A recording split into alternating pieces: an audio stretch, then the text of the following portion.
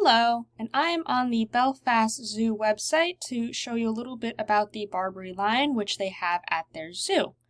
So the Barbary lion used to live in North Africa, but is now extinct in the wild. As you can see here, the only Barbary lions left in the world are now found in zoos and are part of a global and collaborative breeding program to ensure the future survival. So on this website, you can view a little bit about the Barbary lion, especially its IUCN status, which once again, as I said, it is extinct in the wild, but it is not extinct completely. There are still some lions left, but they will never be allowed out in the wild. Down here, you can find the animal class, the habitat, its diet, the conservative status, and its population. And if you ever visit the Belfast Zoo, you can find this lion on the zoo map that they have here on their website.